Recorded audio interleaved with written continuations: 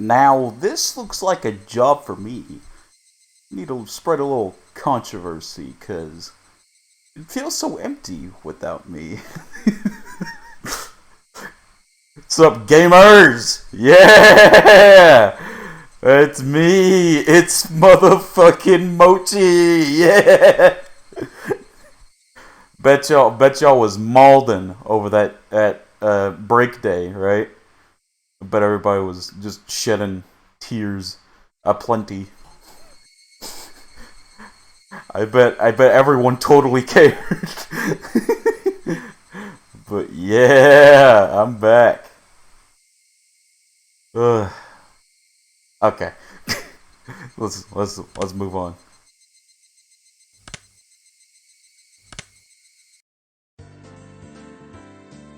Oh.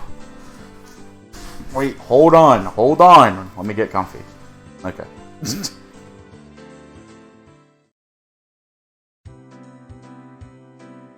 I knew we wouldn't be doing any club activities after school today before Mion even said anything.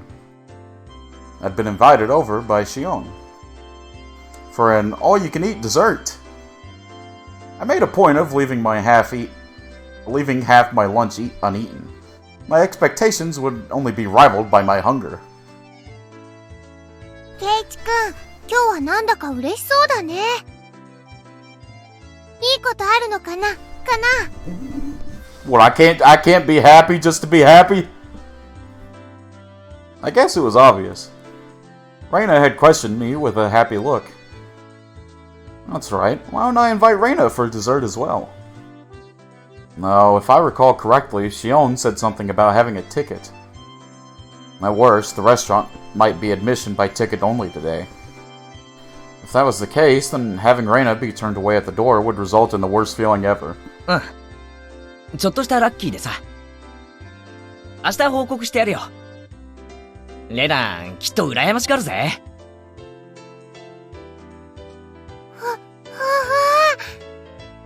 なんだろう。いいの。Don't even know what it is. そのラッキーって、かわいいかな In a way? I mean, I guess that depends on if you see dessert as cute. Cute? I wonder what Reina would think of the uniforms at Angel Mort.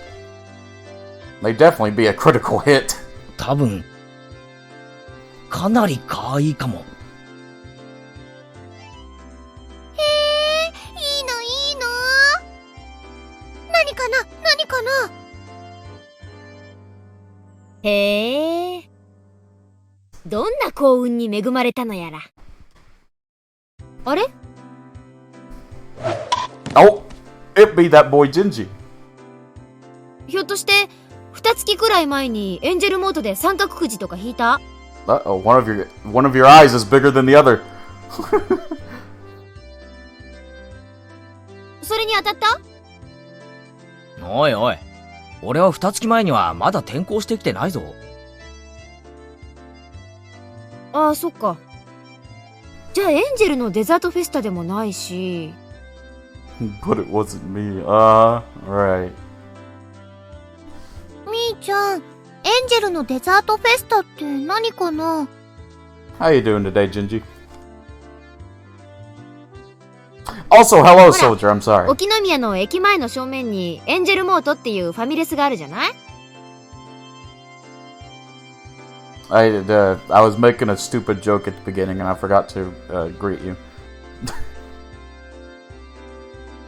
あそこではね、季節の変わり目に新デザートのお披露目イベントをやるんだよ。それが今日でね。Hope all is well, Mochi. It's pretty good, I'd say. Hope all's well with you too, my buddy. あ、言っても無駄だよ。くじ当選者以外は入店できない貸し切りデーだから。Mion explained once again what Shion explained to me last night. You're good, I'm like half awake anyway. レナも今度からお店に通ってみよう。頑張ってくじを当てて、次のデザート食べ放題を狙うの。頑張れ。ちなみに聞いた話だと、当選くじはマニア垂涎のプラチナチケットで、闇では高値で取引されてるなんて噂が。Does an all-you-can-eat dessert ticket is that black market worthy? That's the true question. During that story, I felt even more appreciative of the ticket that Shion had procured for me. I just thought it was lucky to be able to eat dessert for free, but it turned out that ticket was much more valuable. The number of things I had to thank Shion for had increased again. ありがとな。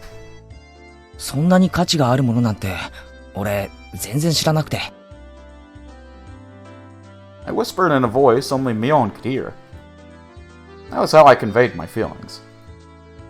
Mion looked at me for a moment before she tilted her head to the side and smiled confusedly. 何？なんか言った？ It'd be a problem if you said something to me right now. That smile seemed to be telling me as much. I guess Mion wouldn't be accepting any gratitude while she was Mion. I'll go to the restaurant. Today I'll thank Mion while she's Shion. じゃ、おじさんはこの辺で失礼するわ。今日のバイトはちょっとハードなんだよな。じゃあね。Mion waved her hand energetically as she left. ねえ、ケイチくん。なんだかみーちゃん、最近変なの。浮かれてるっていうか、嬉しそうっていうか。そうなのか？ Reina was pretty sharp when it came to these types of things. To me, Mion seemed the same as always, but Reina apparently felt something different. ケイチくんは知らないのかな？てっきり知ってるのかなって思って。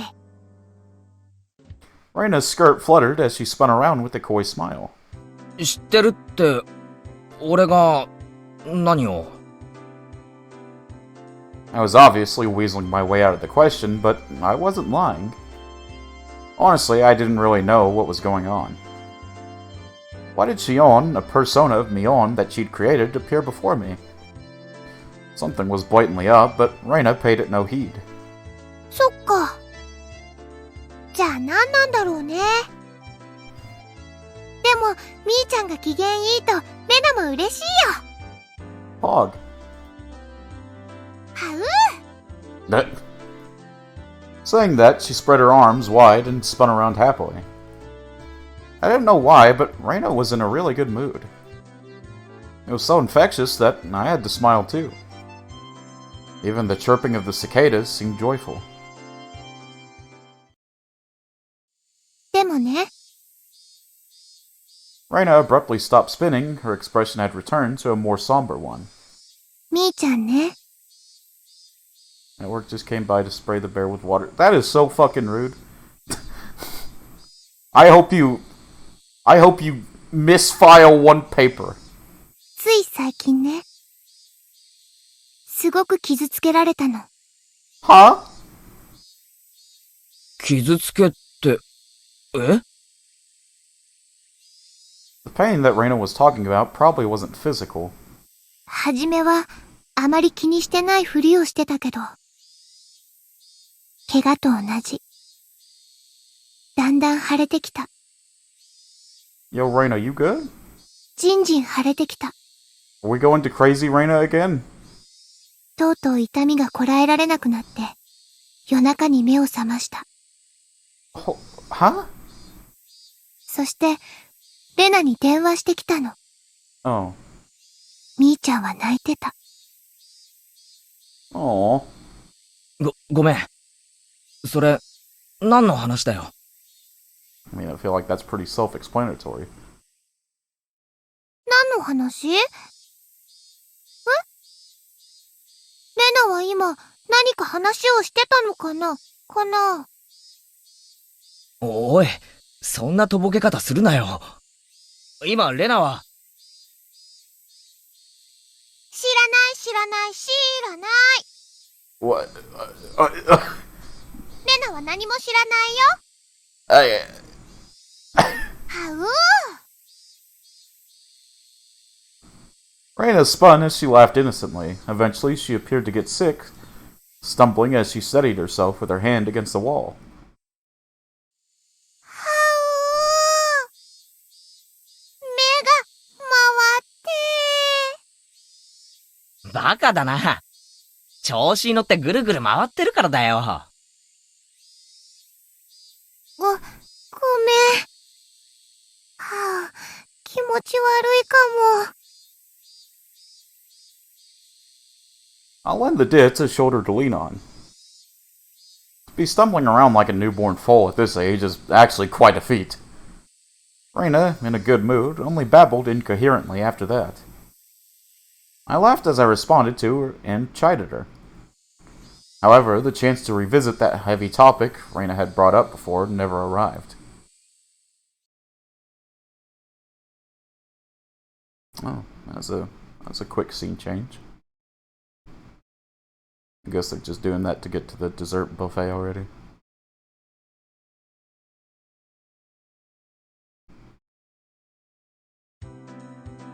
As soon as I got home, I tossed aside my school bag and changed in a hurry. The effects of only having a light lunch were starting to show, as my stomach began to let out fickle growls. Alright, let's go to Angel Mort. It's time to face the land of endless dessert. Preparations for battle are complete. Tally-ho!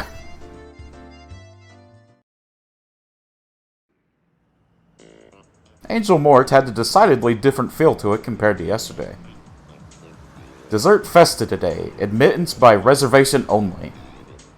Nonetheless, the front of the store was being swarmed by over a dozen young men. Judging by how they were looking upwards in jealousy instead of entering the store, they weren't invites. Why would they gather here if they knew they couldn't get in? I found out the answer when I passed through the crowd and began to climb the steps to enter the restaurant. あんた当選者なのか？チケットを持ってるのか？ああ。まあな。ラッキーだったんだ。As soon as I said that, I was immediately mobbed! It was like being in the middle of a football scrum of a crowded train. What is going on? The reason was this. It wasn't just one ticket per person. One ticket could let up to 4 people inside. そうだったのか。ますますレナや他のみんなを誘ってやるべきだった。Oof. 親切にありがとう。でも今の話は聞かなかったことにするよ。With an uplifting smile, I turned and ignored them. When I did, their arms all reached out at once, like the souls of the damned seeking succor? Succor? I don't know. その4名様までのお供に、ぜひ俺たちを。 Literally, there's no girl to lay in. It's just a bunch of otaku. What selfish people. This was the only reason they were crowded in front of the restaurant.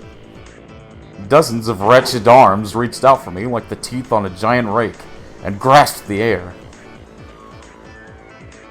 I was already climbing the stairs to the entrance. なんて身軽なやつ。取り押さえろ。 Whoa! This isn't something to joke about! I flew up the rest of the stairs and threw myself inside the restaurant. It was like I had entered a different world.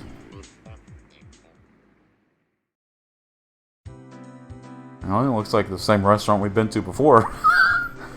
The miserable throng of the damned hurled curses at me from the other side of the glass door. But inside of this completely soundproofed and air-conditioned restaurant, with the angelic smile of a waitress to welcome me, they were nothing more than a refreshing piece of scenery. I knew that I shouldn't laugh, but I began to let out a sinister cackle. いらっしゃいませ。エンジェルモートへようこそいらっしゃいました。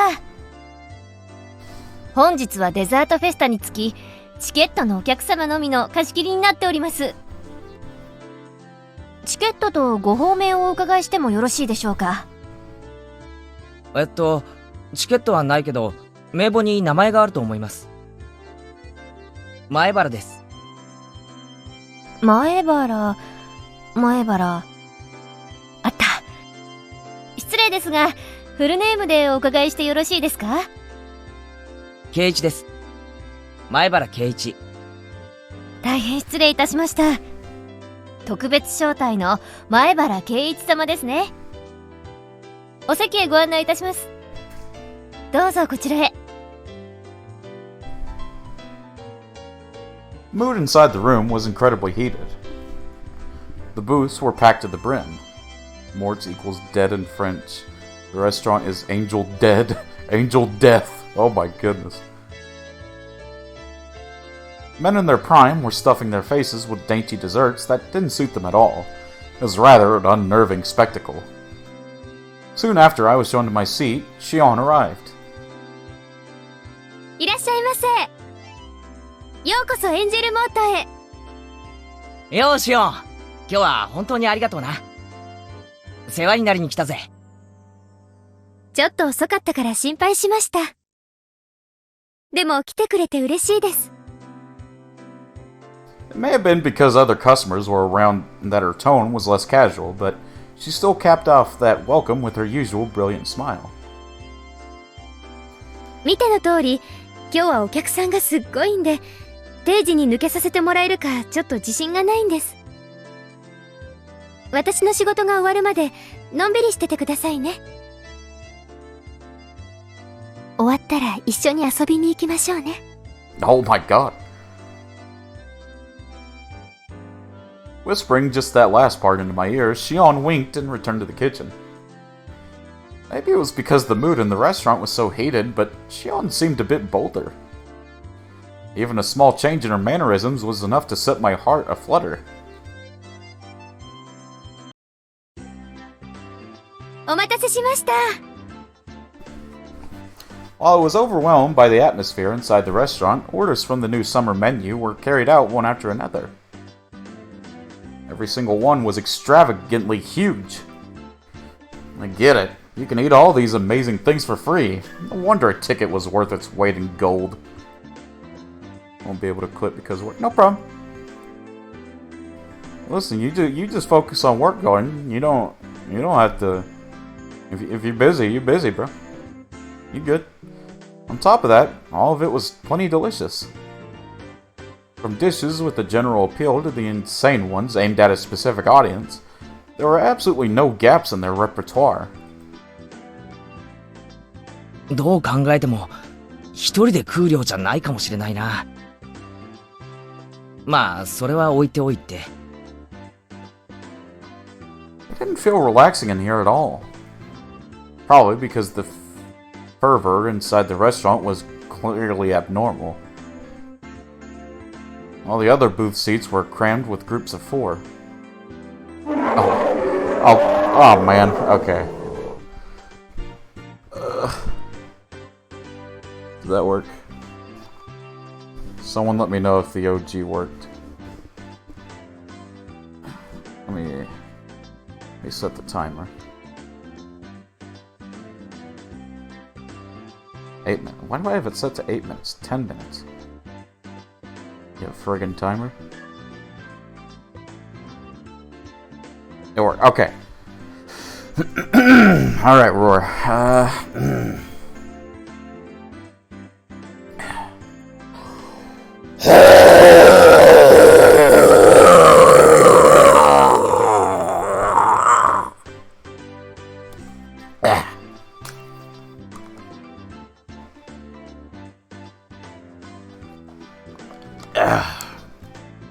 That's a good sip.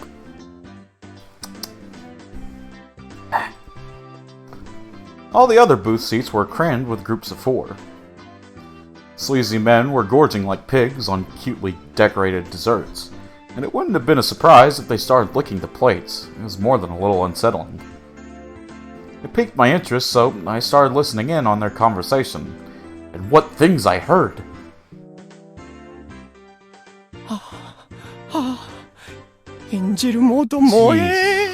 Jesus, man. 僕ですか。当選チケットは秘密ルートから7万で購入したつ。Redacted auctions. 職場には親戚の葬式でと言ったにゃりんよ。Man, this is sad. エンジェルは制服が最高にゃり。This is sad. ウェイトレスさん、水とかズボンにこぼしてふきふきとかしてくれないかにゃ。 POV, you've not touched grass in 3 millennia. にゃーにゃー。 4 millennia. エンジェルモートのフィギュアが今度発売されるらしいでござるな。次のイベントは要注意でござる。Wow, Mochi, you're looking a little diff. Oh yeah, context arc. This is my OG form. You can redeem it for 10 minutes for 5,000 channel points, and Golden just did that. This was what I used before I got my official PNG model. But yeah, this is OG Mochi. そうそう。今度大手フィギュアメーカーが商品化を決めたそうであります。I can feel the wheeze. 発売日は要チェックなのであります。しかし、大人買いするには種類が多すぎるのでごわすな。普通のファミレス制服のフィギュアなら10種類程度でごわすのに、今度のはシークレットポーズ差分込みでざっと100種類。But how are you doing today, Ark? Good to see you. By the way, I'm glad I was able to catch one of your streams. You are very entertaining. Also an amazing voice actor, by the way. I hope to reach that level one day. ダブった時は誰かトレードしてもらいたいでおじゃる。ファンとしては即日コントは義務。いや、君と僕とのディスティニーでおじゃるよ。Actually, let me do this real quick. Gotta collect them all. Oh my goodness. Guys, if you haven't already, go follow Arcanum VT. He's playing the last game he was playing was Majora's Mask. Very entertaining, amazing voice actor. I'm not sure if he's like a professionally hired voice actor, but he's really good at it. Yeah, just very entertaining, very chill. He's not affiliate yet, so make sure you go follow him and get him that follower bump he needs. Because from what I saw, he had pretty good viewership. So pretty sure all he needs is followers. So go and follow him. Also follow Junji. Yeah, thank you, Golden.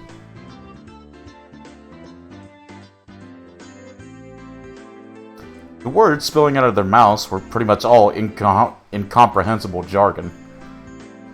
But they still keenly conveyed that hidden behind them was an invisible aura of abnormality. お待たせしました。 No, you. 次のデザートは南国風シナモンのアバンチュールでございます。どうかなさいましたか？ You know what, Junji, just for the sass, just cause of the sass, Junji, you're getting another one. Give me a second. There you go.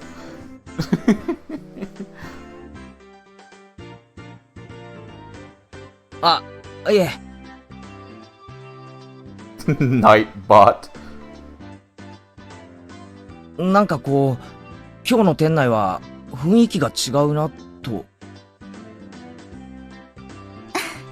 うちのお店、その道の方々にはかなり有名らしいんです。まあ、そういう狙いのお店ですから、いいんですけどね。No! You can't shout me out in my own chat, that's illegal. でもイベントの日のお客様はちょっと濃いめの方が多いんで困っちゃいます。The waitress informed me quietly with a wry smile. なんかお客の人たちも血走ってて、ハイエナみたいですよね。I can't believe this. I'm being betrayed in my own chat. 今日のお客さんのほとんどはかなり遠方から無理してきてるみたいですからね。You have no control here, Moats. Oh yeah? Oh yeah, you think so? You think so, big guy? Think you're so tough? There you go. I could do this all day. そういう方々ってハメを外しやすいんでちょっと怖いんです。How could you?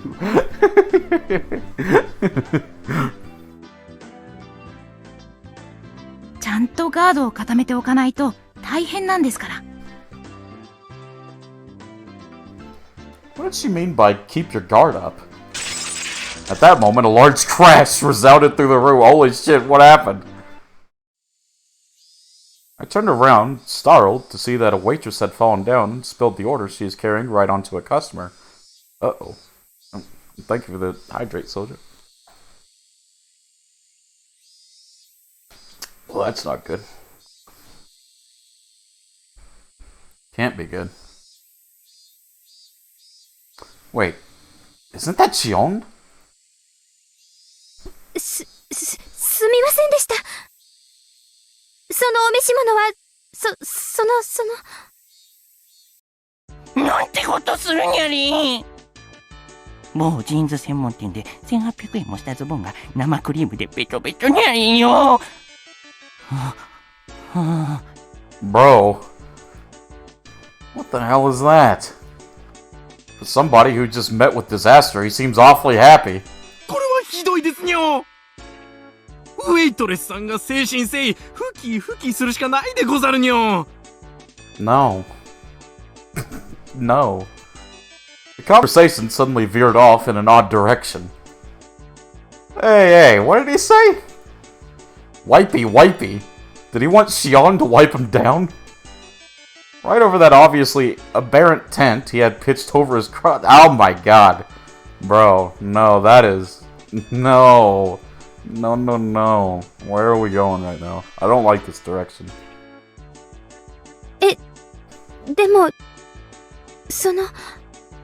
Hold on. Wait. 私、Wait, this is getting sus very quickly. ふき。Bro, wait. No. Hold on. Wait, hold on.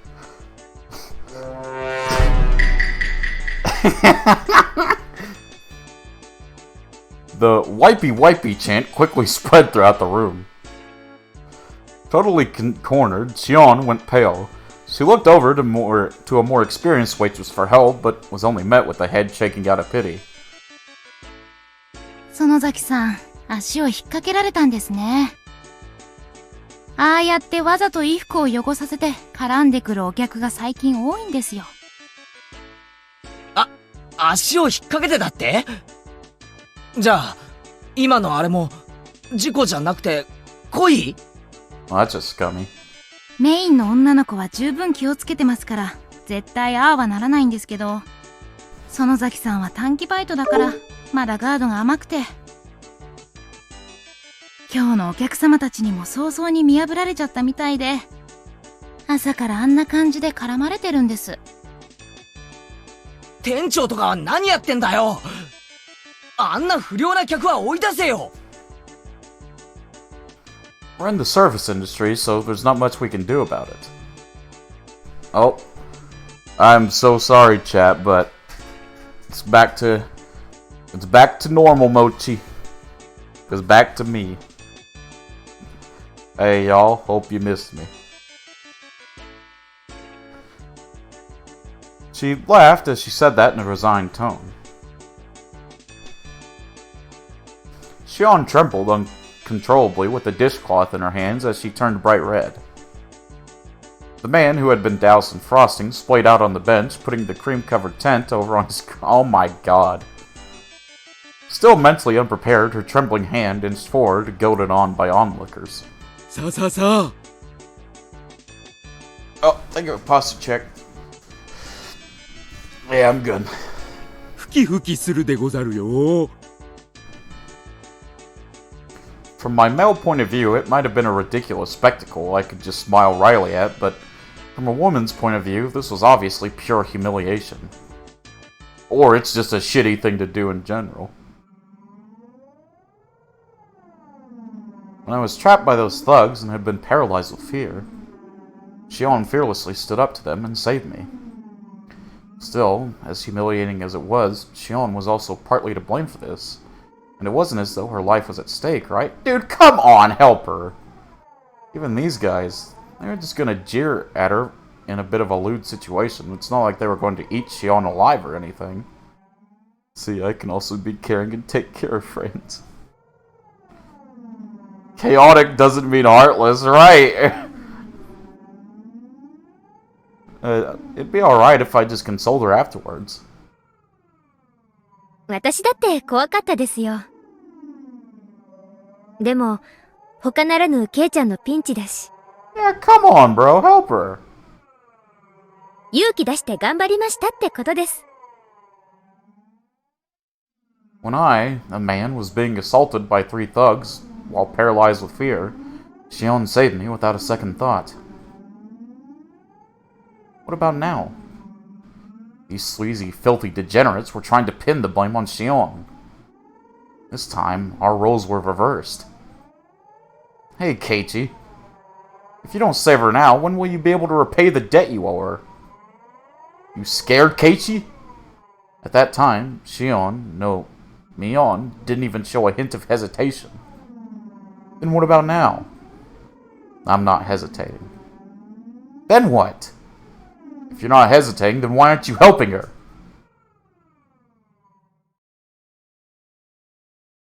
Sa, 観念するでござる。フォフォフォ。やかましいぞ、重量オーバー。 Yo! Got him! Yeah! Keiichi, my man! Oh, shit. 俺の目が黒いうちに出て失せろ。I grasped Shion's shoulder firmly and pulled her behind me. ケイちゃん。そのスタッフが世のオズボンに粗相したのでござるよ。Yonder waitress. What the fuck? お仕置きが必要なのはてめえの方だ。男なら能書き吐くな。腕で物を言ってみろ。Keiichi, wait! I don't think that's necessary. Just tell him to get out. Oh my god! Thud! Smashed! My body was lifted into the air like nothing. I was thrown right back in my own seat. Well, shit. What? There goes that. This guy is strong? No matter how you look at it, athletic and this Lardo aren't even in the same area code. ふふふ。オタクは意外にマイナーな武道を得得していることが多いでござるから甘く見ると大変でござるよ。That's not true at all. That is absolutely not true. The man smirked, showing off his gum line. ケイちゃん、大丈夫？ Damn it! How lame must I look right now? シオンは足を引っ掛けられたんだろう。向こうが悪いんだから突き上がらせることなんかないぞ。そうだけど、でもやっぱり悪いのは私だし。Oh shit! もう一度だ。 He's going Super Saiyan! 行くぞ行くぞ! Snap! Thud! Crash! これくらいでへこたれるケイイチ様だと思うなよ。もう一度だ。 Whack! Snap! Thunk!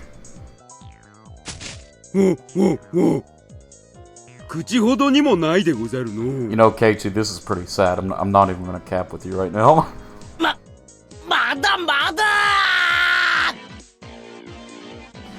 Rise! My will to fight! Not just running, I planted every one of my steps firmly as I closed the distance to the lard ball. Each time I ripped my foot off the floor, I could feel my burning spirit flare up from the point of impact.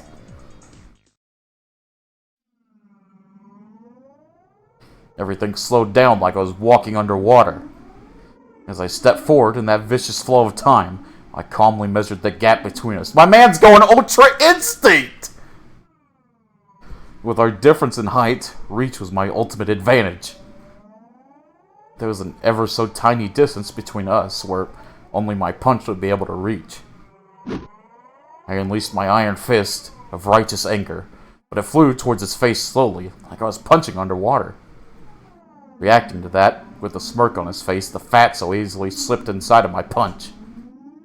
I hadn't realized it until now, but in this mired time I was able to observe his baffling counterattack with almost painful clarity. His arm slowly swung around in a large windmill motion, wrapped around my whiff punch, and descended in an arc. That arm swung around like the arms of a clock, and came into contact with my head, twisting my upper body around. Dragging my head along, he followed through with another rotation. Hey, Icy! What's up? This time he rotated his entire body like a top, followed by another rotation. Combining defense and offense, it was a brilliant counter.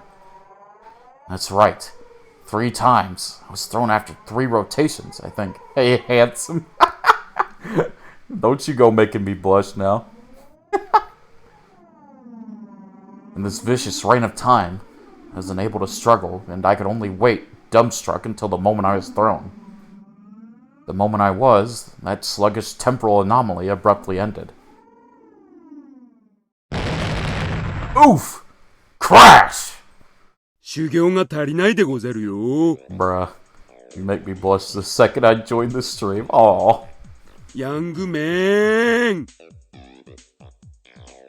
I was loath to admit it, but against somebody trained in martial arts, I couldn't win through force of will alone.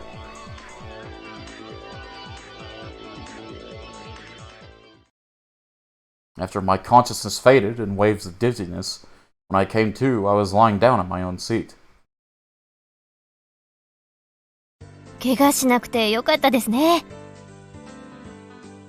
The more experienced waitress from before wiped the sweat from my brow with a towel. While she was doing that, a red-faced and teary-eyed Shion trudged over. Aww. 大丈夫ですか？私なんかのためにすみませんでした。俺こそ役に立たなくてすまん。俺喧嘩って勝ったことないし。 Surely you could have won against an otaku, bro.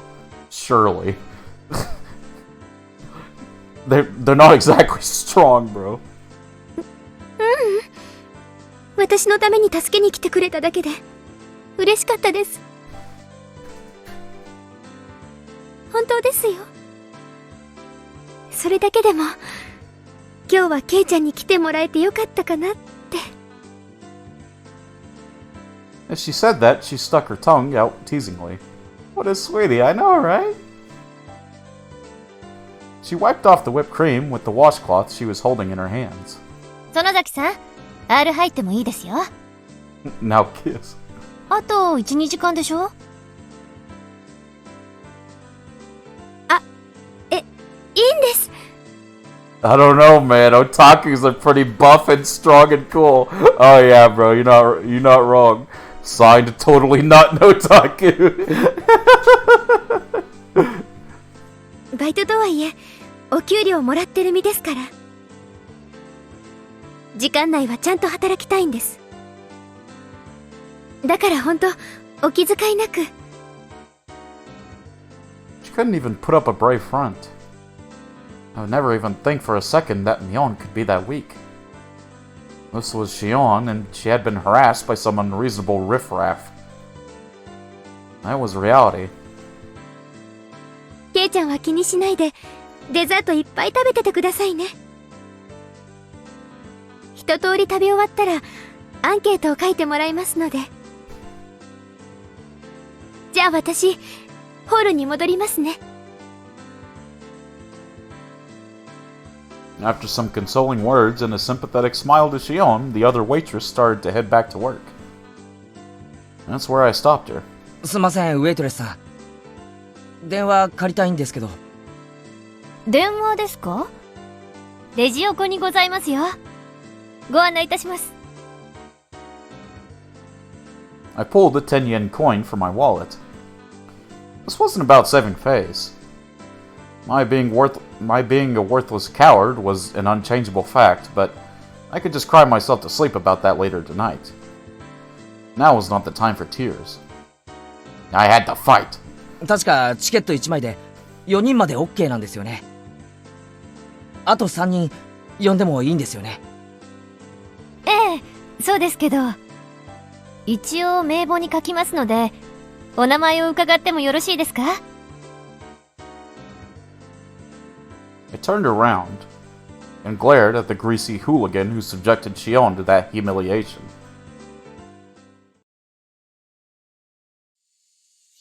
There are 3 things that aren't working in your favor today, punk. The first is that I owe Shion. The second is that I'm a man who's not afraid to throw away his pride to win. And the third is that we're the most powerful club members in history! Okay, so I'm pretty sure I know what he's gonna do. He's gonna call over Reina, Rika, and Satoko. So, a girl and 2 kids. How that's gonna work out beats me, man. 名簿には竜宮レナ、それか I ら knew it. 北条聡子、 I knew 古 it. 出理香で。I fucking knew it. かしこまりました。承ります。I'll have the best and most powerful club members join the fray. They can bring down 1,000 foes, I'm sure. You fat asses! Prepare to meet your maker!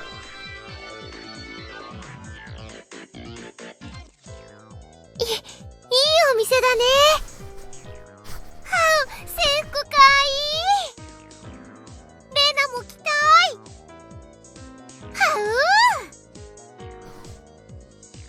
う。しかもデザートまでおごってもらえるなんて、僕は大感激なのです。ああ、好きなだけ食ってくれ。俺の分なんか気にするな。ケイイチさん、茶番は結構でございますのよ。要件に入ってほしいですわ。Reina and Rika-chan put down their forks when Satoko broached the subject. After looking at them for a few moments, I pressed my forehead firmly into the table. How? Reina just wants to give the otaku food. 頼む。俺の不甲斐なさを笑ってもいい。Reina is me. Long live the cute. 力を貸してくれ。The 3 of them seemed surprised by the sudden turn of events, but nevertheless listened to what I had to say without making fun of my unusual behavior. どうしたのかな？何があったんだろう、太郎。実は、ミオンの妹のシオンが、この店でバイト中なんだ。ああ、話に聞いてた、みーちゃんの妹さんだね。ひょっとしてあれかな？あれかな？似てるね。似てるも何も、髪を下ろしただけの本人ではありませんの？ I didn't know what to say. ケイイチがシオンだと言うから、シオンなのですよ。いくら双子だって、あんなに瓜二つになるもんなんですの？一卵性双生児って言ってね。本当にそっくりの双子ってこともあるんだって。I mean, yeah, there's plenty of examples of that. Reina gave the most plausible explanation, so everybody else was convinced.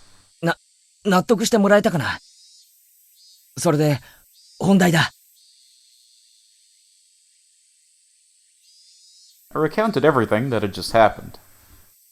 How Shion was targeted, and how she was antagonized by the customers, and the humiliation that was forced upon her. Also, how incredibly pathetic I was. I included everything without trying to hide it. それはひどいね。しーちゃんかわいそう。しかし、それを助けられないなんて、みっともないにも程がありますわよ。I mean, you know, normally I would be scolding Satoko for making a point like that, but it was fun to go talkies, bro. Like, come on, man. Like, you can't beat up an otaku. それについては、返す言葉がない。Like, come on, bro. さとこちゃん。負けを認めて助けを求めるのって、とっても難しいことなの。ケイチくんは変なプライドなんかより、しーちゃんを助けることを選んだんだよ。情けないですこと。Honestly, yeah. Reina's follow-up stung a bit, but I could only be thankful that she understood. Satoko was calling me all sorts of names, but there was no malign intentions behind her words. で、僕たちは何をするですか? Her voice was monotone, but there was a hint of resolve in her words. I replied to Rika-chan's suggestive silence in kind with my own quiet resolve. そんなところだと思ってましたわ。Hey, what are they doing? ケイチさん一人には少々荷が重すぎますもの。じゃあ、助けてくれるのか？当然だよ、ケイチくん。私たちは誰がいじめられても助けに行くよ。I remembered when I was cornered by those thugs, what Shion had said about the strong feeling of solidarity in Hinamizawa really began to hit home. However, Keiichi Maibara, now is not the time to get choked up with tears of gratitude. Now is the time to fight! すまん、恩に切る。一人で頑張ったけど、歯が立たなくてかわいそかわいそです。Oof! Rika-chan gently pat my head for me. But there was no mindless pity in the palm of that hand. It was overflowing with a strong, dependable feeling of, leave the rest to us. もろもろの都合により、ミオンは参戦できないので、臨時に俺が指揮を執る。作戦内容は、シオンの護衛と敵勢力の殲滅。敵って誰かな？いっぱいいるのかな？現時刻以降、シオンにちょっかいを出そうとする全個人、全勢力を敵と認める。交戦規定はなし。報酬は今食ったデザート。質問はあるか？ Everybody had already entered club mode, their eyes peering at the riffraff clamoring around inside the restaurant, like predators stalking their prey from the darkness. Rika-chan held up her hand. なんだい、リカちゃん。手加減は必要ですか？不要に決まってますわ。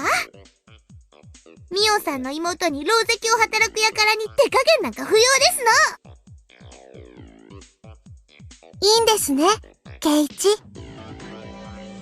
Rika-chan was serious. She was really ready to pretty much murder someone. You're not wrong. I'm counting on you, Rika-chan. 全責任は俺、前原圭一が取る。Man, they're really about to kill someone, aren't they? 蹴散らしてやれ。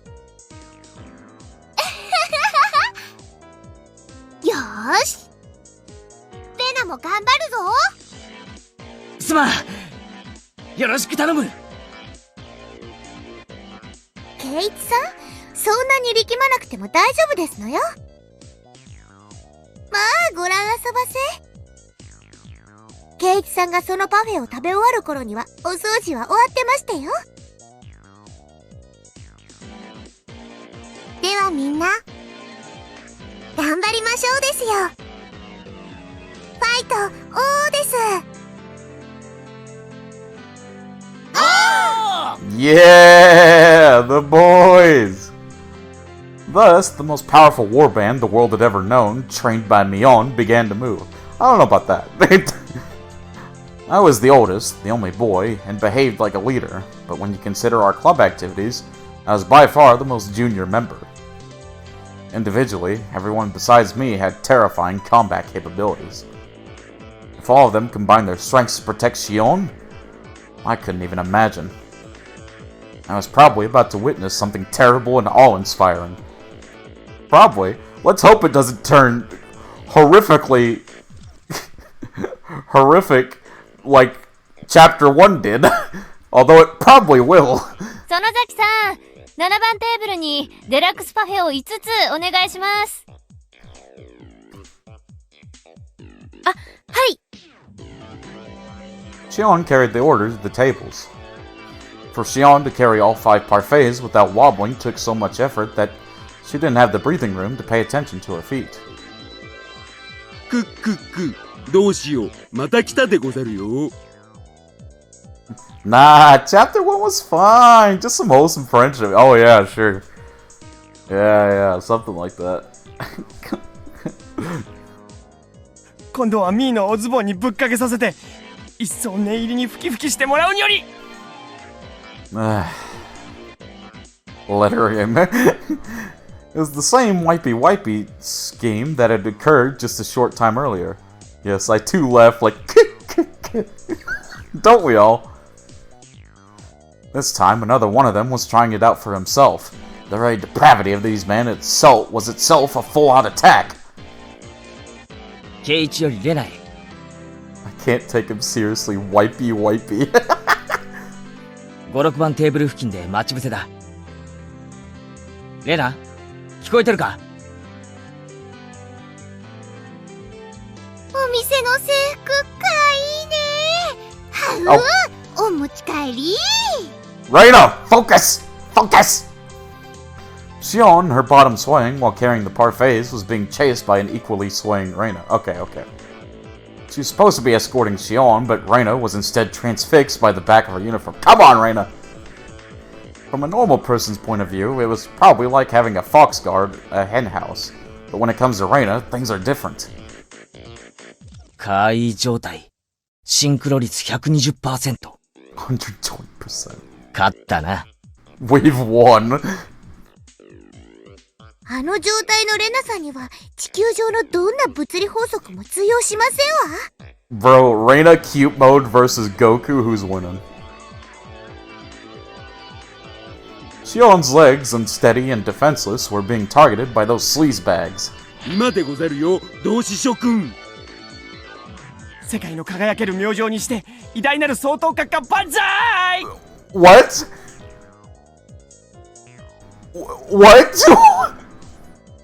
A leg snaked out to trip Shion's defenseless feet. Egads! 3 of them at once! Thap!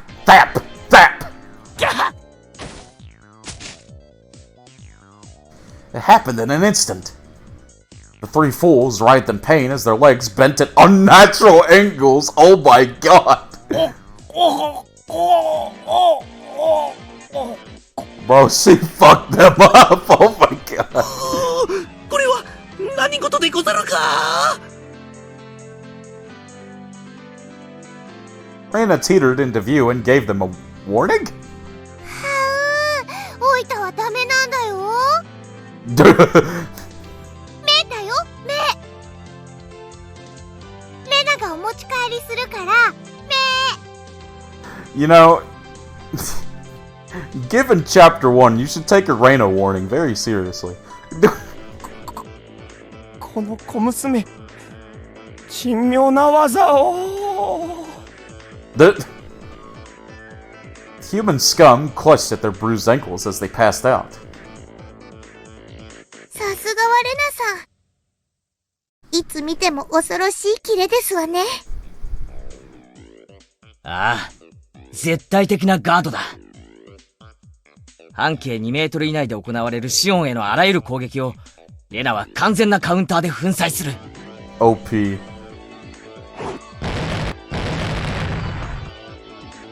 As Shion was making her rounds through the restaurant, there were people here and there collapsing with welts on their legs or hands. Oh my god. はう、レナよりケイチくんへ。もうしーちゃんにちょっかい出す人はいないよ。Yeah! だからもうお持ち帰り。 Okay, no, hold on. ケイチよりレナへ。ご苦労だった。引き続き護衛を続けてくれ。それからお持ち帰りは不可。繰り返す。お持ち帰りは不可。じゃあ見てるだけだよ、見てるだけ。は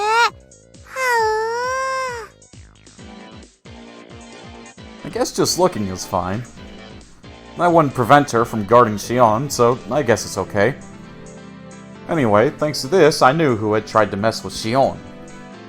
Anybody who was clutching at their arm or leg while they were writhing in agony was basically branded by their bruises. 現時刻をもって敵勢力識別を完了。次のフェーズへ移行する。圭一より里子へ。そっちはどうなってる？さとこですわよ。どうなってるとはひどい言い方でございますわね。圭一さん、私を誰だと思っておいでですのSatoko was in the kitchen. She had spread open a sketch of the restaurant on the counter, replete with ordered chits and their destinations, and was now sorting through the freshly made desserts.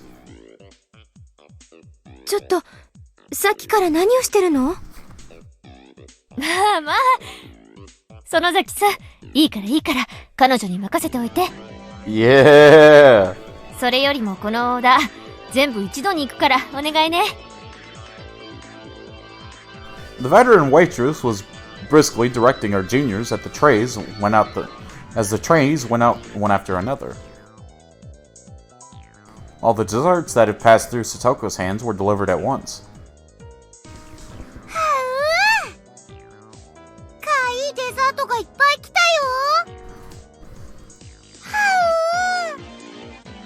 よ。分かってるだろうが手をつけるなよ。自分の身が大事なら。Oh my god! わかってるけど。Certainly, they were all incredibly cute-looking desserts. They were all works of art that you could enjoy before even taking your first bite. However, since Satoko had meddled with them, they were nothing more than an unpredictable danger. Blissfully ignorant of the fact that the men were the... Oh my god. Blissfully ignorant of that fact were the men now stuffing their faces. Oh my... Why was that sentence so hard to say? Almost right away, they realized that something was wrong. さとこ、何を混ぜた？塩やタバスコってわけじゃないだろう。あら、圭一さんが言ったんですのよ。手加減無用って。Oof!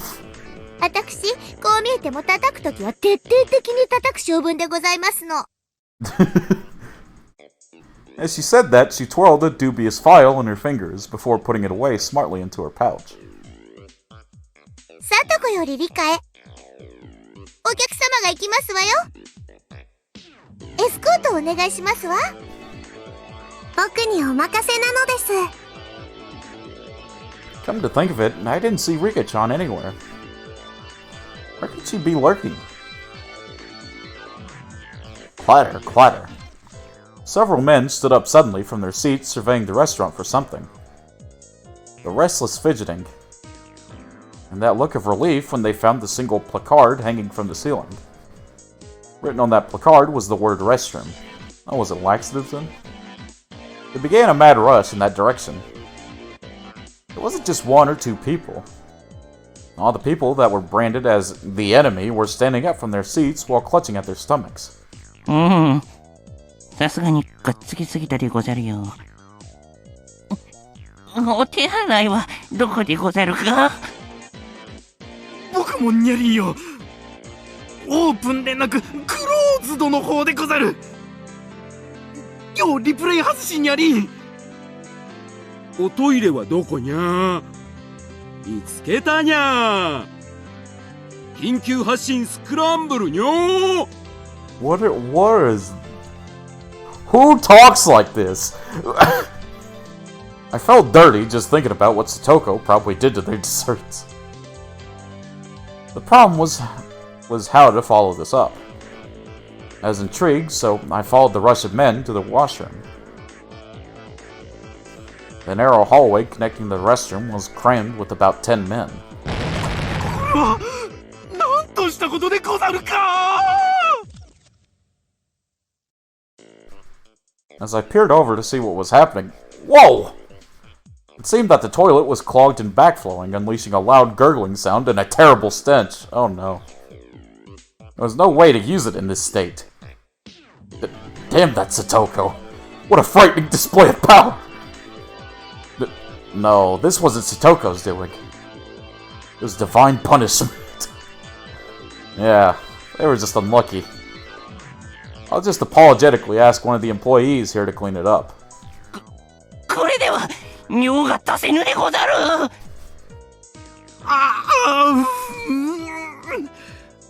どうしたものにゃりんか、毎同士。It was a brilliant combination of traps, but it would be better if there were one more to push the kicker. Seeing as it was Satoko, she wouldn't have overlooked that. こうなっては、最後の手段にゃ。What's the last resort? Faced with the moral dilemma, that man only had one other option. Women's rest. Oh my god. さすがに女子トイレはまずいでござらんか。 Yes. 今日のお客さんに女子はいないにゃりん。コロンブスの卵でにゃりん。はあはあ、背に腹は変えられぬ。 That is so fucking gross, dude. Holy shit. What a brazen brunch. Oh my god. Bunch they are. The men, sweat now pouring from their brows, made a mad rush to the girl's room without any hesitation. Me? Uh-oh. As someone who has cleaned restrooms, women's are the worst. I mean, I feel like both restrooms are just as bad as each other. You know. There was a girl there. It was Rika-chan. The men stood there, frozen in various complicated poses, indicating their surprise. Rika-chan also seemed dumbfounded by the sudden turn of events. But the look on her face was strangely perfect. This was all part of the plan as well. You sly dog, Rika-chan. I should never underestimate you. これはでござるな。まだ待て。Me? 男子便所がちょっとデンジャラスにゃので、ちょっとおトイレをお借りしたかっただけなのにゃ。にゃー。Why are you meowing? Me? でも、やっぱりいけないことでござるよな。どうし諸君。 Just by having a girl stand there in the restroom, I never knew it could put up such an overwhelming barrier. There's no way anybody could be brave enough to lift Rika-chan out of the way and to try and do their business. This was the most they could do after all. If it were a man in full club mode, for example someone like me, they would plow through Rika-chan without a second thought. Now what are you gonna do, you fat asses? Oh my god. You're hyper-focused on that, aren't you, buddy? The price for tormenting Shion still hasn't been paid. お困りなら僕が助けてあげてもいいのです。片付けどうござる。して、その方法は？お外のトイレを使えばいいのです。ご案内しますですよ。それは助かるにゃりん。さあこのままじゃ集団で不根腕状態にゃりん。Ew. Rika-chan, with a pleasant smile on her face, guided them with a casual stride in her step. In this race against time, her slow pace was sadistic torture. マドマーゼル、そのトイレはここから遠いでござるか？すぐに着きますです。Obeying Rika-chan's directions, they were about to leave the restaurant. ケイチ君、締めだよ。ビシッと言ってね。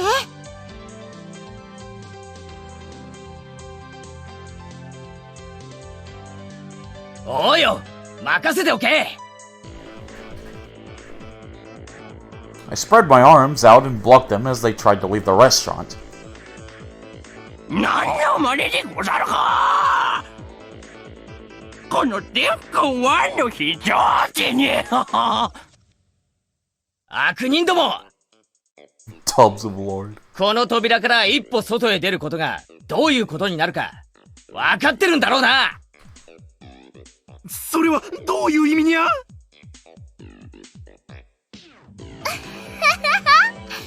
ら、チケットに書いてあるよ。途中退店無効って。Oof! どこのおトイレに行くのも自由でございますがね。その扉を一歩でも外へ出たなら、二度と戻れませんのよ。Boom! 覚えてろー。そんな怖いこと言う人たちを案内したくないのです。Everybody panicked as Rika-chan began to turn back. They could only figuratively and literally fall in line. All the waitresses also lined up to see them off. 本日はご来店誠にありがとうございました。愛しゃるリターン。 Clang, clang. The bell rang playfully as the door shut behind them. つまないですわね。楽勝の極みでしたよ。Got him.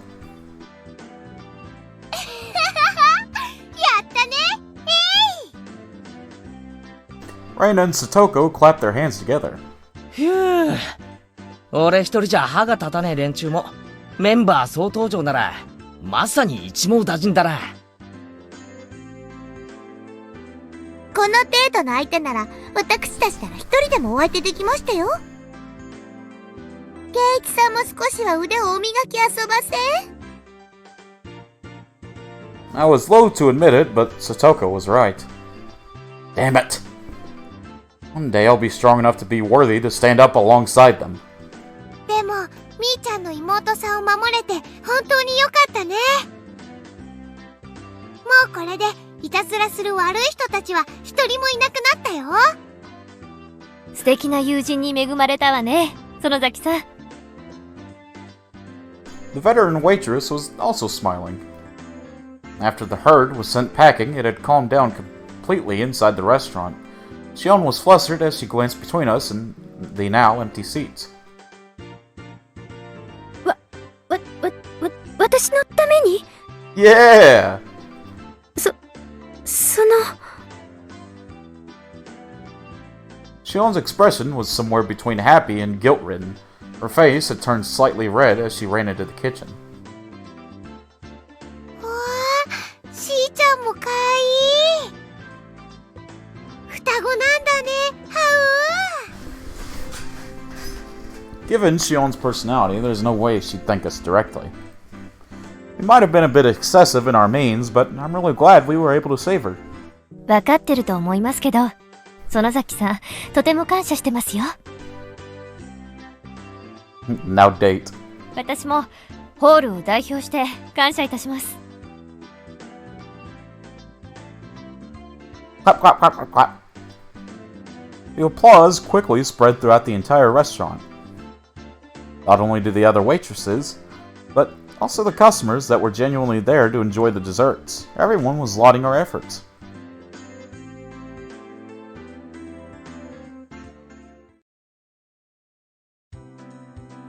When we had mostly finished eating and were filling out the survey, Rika-chan made her return. おう、お疲れ。守備は上々か？ずいぶん遅かったな。ごめんなさいなのです。帰りに迷子になってしまって大変だったのです。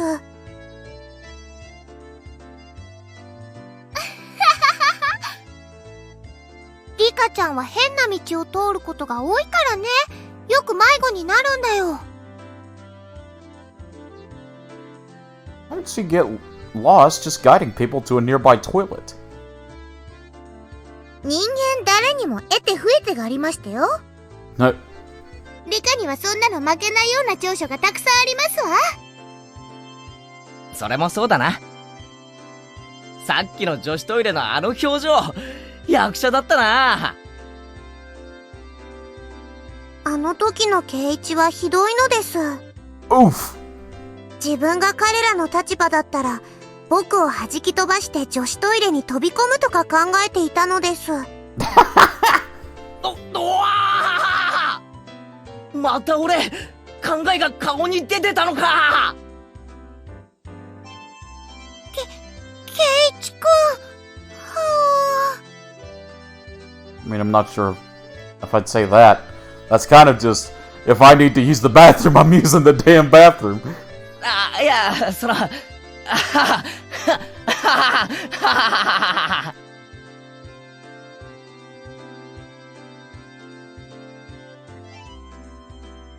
I could laugh about it then, but a few days later, a newspaper headline read, 10 unidentified men were taken into custody in Hideyama.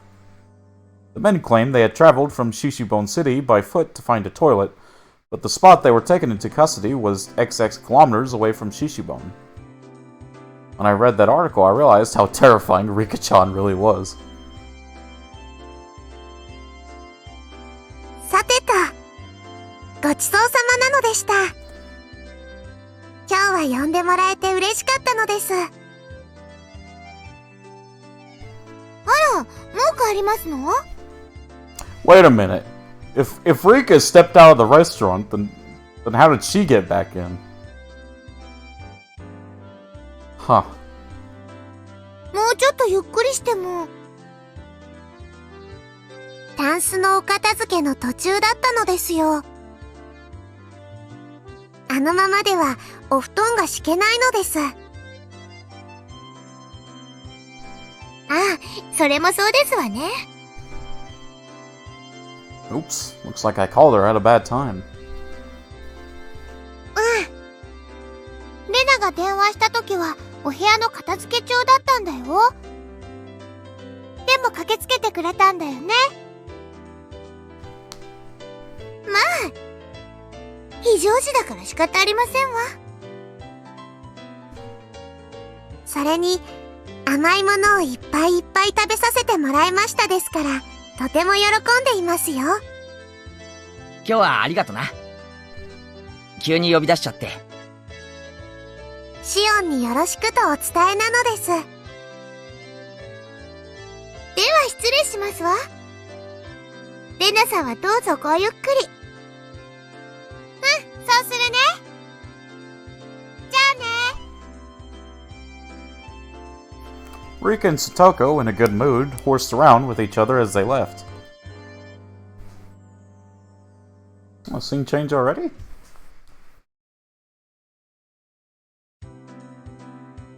The scenes have been fairly short today. At least in comparison.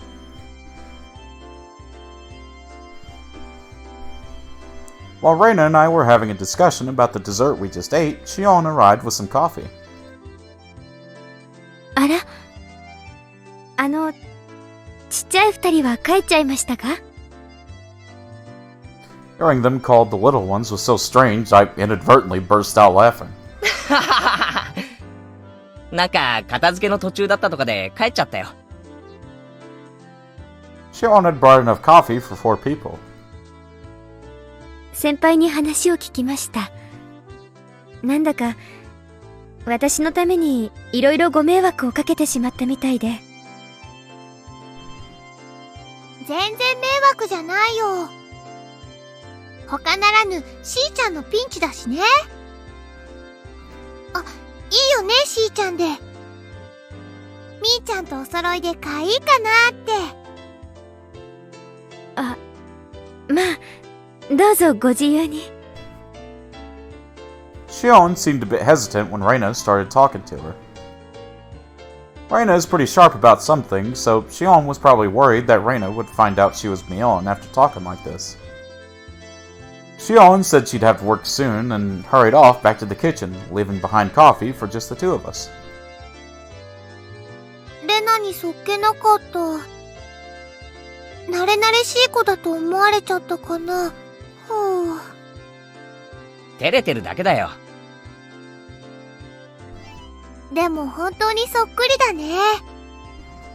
双子ってよりも、もう一人のみーちゃんみたいな感じ。外見は似てるけど、雰囲気っていうか、中身は全然違うだろ。そういう双子も面白いと思うけどな。ケイチくんはそう思う？中身もそっくりだと思うよ。Somehow became silent. Reina was just staring at the pattern the milk made on the surface of her coffee without saying a word. For somebody like me who could never stop talking, it was a rather uncomfortable moment. Reina's off-put mannerisms seemed to imply I had said something I shouldn't have. That unpleasantness carried on for a little while. レナさ、今日言ってたろ。ミオンが傷つけられたなんて話。そんな話したかな？だからとぼけるなよ。確かに言ったよ。今日の学校からの帰り道で。Reina answered by laughing while continuing to play dumb, questioning if she said that. As thick-headed as I was, I had a faint realization. Reina wanted to say that I was the one who hurt Mion. But when? Me? もし、仮にそういうことがあったとしても、それは俺には悪意はなかったんだよ。I continued the conversation, but left out the assumption that I had hurt Mion. うん。きっとそうだと思う。ケイチくんに悪気はなかったと思うな。Reina replied, also leaving out the assumption that I had hurt Mion. But I confirmed it. I don't know how it happened, but it seemed that I hurt Mion. And Reina was upset with me due to the fact that I hadn't realized it. 誤解しないでほしいんだけど、別にレナは怒ってるわけじゃないよ。Seeing right through what I was thinking, Reina said that as she smiled even more gently than usual. ただなんていうのかな。難しいなって。俺に落ち度があるなら、はっきりそうだと言ってくれないか。俺は自分でも呆れるほど鈍感なんだ。謝るべきことがあるなら、少しでも早くそれに気づいて、謝罪したいと思ってる。別に、ケイチくんに落ち度なんかなかったと思うよ。考えようによっては、ずるいのはみーちゃんの方なのかもしれないし。ずるいのが女の子だって居直るのも、またずるい気がするし。What Reina said was draped in mystery. Unfortunately, I had no idea what she meant. Probably talk about when he gave the doll to Reina instead of Mion, if I was guessing. The only thing I got out of it was that I had said or done something to inadvertently hurt Mion. 頼むよ、レナ。ミオンは俺の最高の仲間の一人だ。遺恨を残してなんか付き合いたくない。だから教えてくれよ。俺は何を傷つけてしまったんだ？ダメだよ。こういうのは自分で気づかなきゃ。Reina was smiling like she always did, but spoke bluntly. The fact that she had the strength of will surprised me for a moment. それに気づけないから、こうして頼んでるんだろ？ My tone had unintentionally become harsh. Reina was also surprised for a moment, but quickly returned to her flat demeanor. じゃあ、ヒントだけならいいかな。特別なんだよ。すまん。頼む。ちゃんと考えるから。Reina looked around the restaurant searching for Shion. Shion was working enthusiastically, but without confidence as usual. しーちゃん、髪の毛を上げて結んだら、みーちゃんと見分けつかなくなるんだろうね。うん、そうだな。じゃあさ、みーちゃんが髪をほどいたら、やっぱりしーちゃんと見分けがつかなくなるのかな？多分な。でも、それとこれと何の関係があるんだよ。もしもだよ。双子の妹なんて話は嘘で、あれは妹のふりをしてるみーちゃんだったら、どう思う？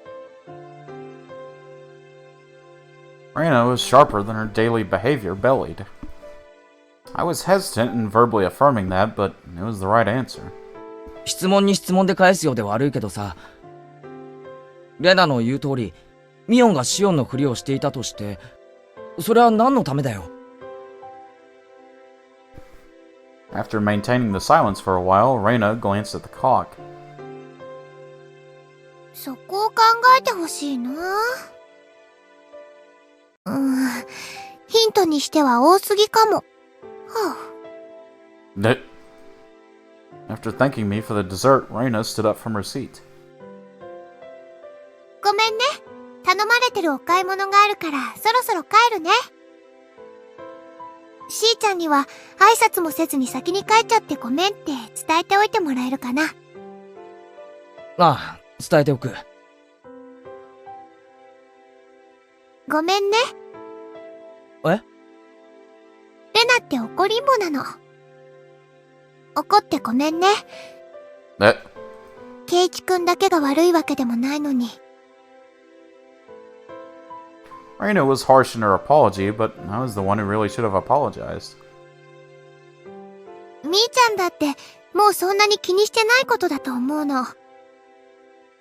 だからなかったことにして忘れちゃってもいいと思うんだけど。でもね、同じ女の子としてはケイチくんに自分で気づいて自分で謝りに来てほしいなって夢を見ちゃうの。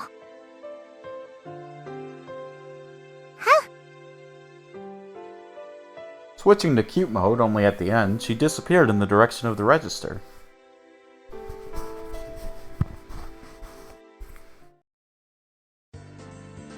While I was staring into space, somebody suddenly tapped me on the shoulder. お待たせしました。やっと終わりました。It was Shion, who had changed into her street clothes. She flashed a smile while greeting me. 今日は本当にありがとな。どれもすごい美味しかった。みんなも喜んでたよ。いえいえ、そんな。でも、喜んでもらえて嬉しかったです。あれ？さっきの女の人も帰っちゃったんですか？買い物があるって言って帰ったよ。先に帰って申し訳ないって伝えておいてくれって。そうですか。じゃあ、私たちも表に行きません？たとえオフでもバイト先は緊張しちゃいますから。We ended up strolling around without any destination in particular. I had been sitting the entire time, so I was in need of a breath of fresh air.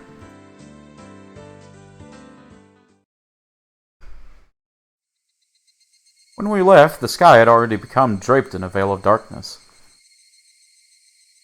はあ。なんだか暗くなってきちゃいましたね。もっと早めに終わらせてもらえる約束だったのに。Shion seemed upset that there wasn't much time left. でもいいかな。ちょっとでもこうしてのんびりお話できる時間が取れたから。Saying that, Shion set out for the tree-lined boulevard behind the station. The front of the station was slowly becoming crowded with businessmen heading home. さて、自己紹介からしようかな。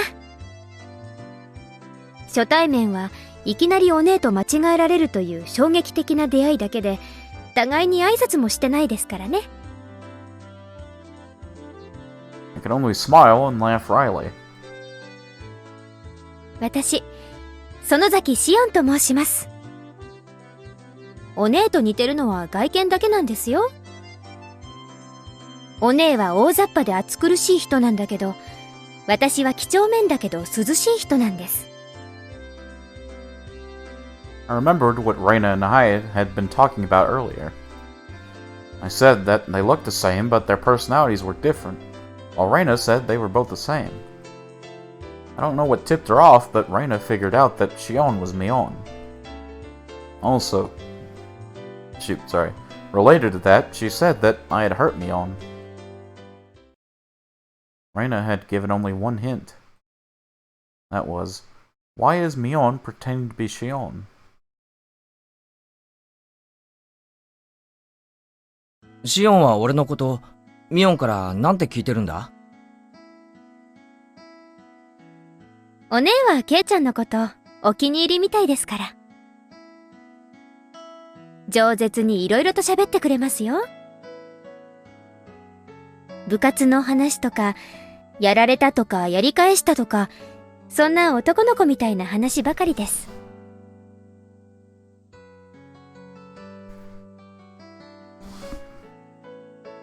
本当に仲がいいんですね。Boyish kind of stories, huh? Come to think of it, I think there was something Shion had told me before. Kei-chan, you don't think of my sister as a girl, do you? Was that what had happened that hurt Mion? Mion herself said that she wished she'd been born a boy and that being a girl didn't suit her. She said a lot of things to that effect, didn't she? ケイちゃん、さっきからなんだか楽しくなさそうですけど。いや、そんなことないよ。隠し事が下手なくせに嘘つこうとするんですよね。だから憎めないんですけど。Saying that, she lightly chopped my forehead. Even though Shion was enjoying herself, I was still trying to figure out how I had hurt Mion. I was having a hard time figuring out the riddle that Reina had left me with. ほら、あれ、綺麗だと思いません？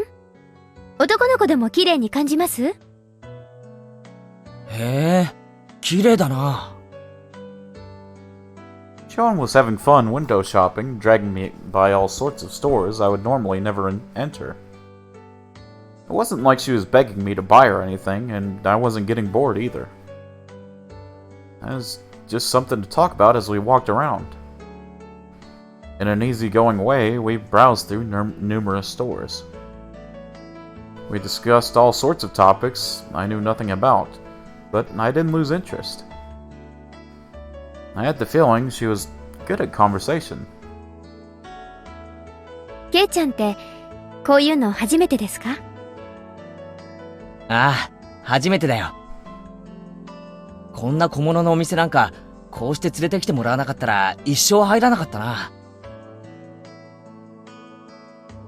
そういうのじゃなくて、こういう感じの。What? I looked back when Shion suddenly linked her arm with mine. そんなに驚かなくてもいいじゃないですか。女の子と腕を組むくらい、そんなに恥ずかしいことなんですか？ Shion's expression was a little bit miffed, but suggestive at the same time. 別に恥ずかしくなんかねえよ。腕が欲しけりゃ、1本でも2本でもくれてやるよ。ほら。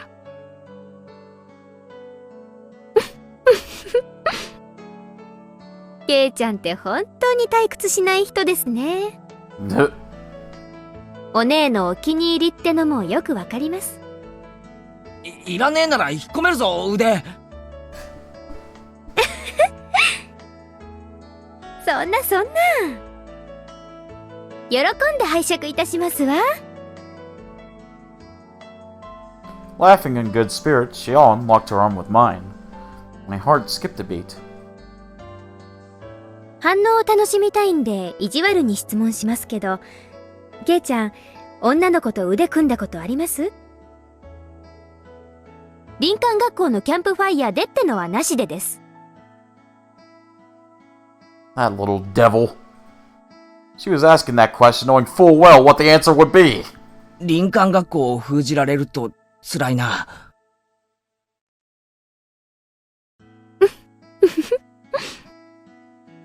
そうだと思いました。そのいたずらっぽい笑い方、本当にミオンと同じだな。お前、本当にシオンなんだろうな。ミオンがシオンだって嘘をついてるんじゃないのか？お姉がシオンのふりをしてるかもしれないって思ってます？さっきまでは双子だと思ってたが、悪ふざけの仕方がミオンとそっくりすぎるからな。口ではそんなこと言ってますけど、ケイちゃんはちゃんと私とお姉を区別してますよ。区別ってなんだよ。お姉がこうやって腕を取ってきたら、ケイちゃんドキドキしますか？する。関節技でもかけられるんじゃないかと思ってビクビクする。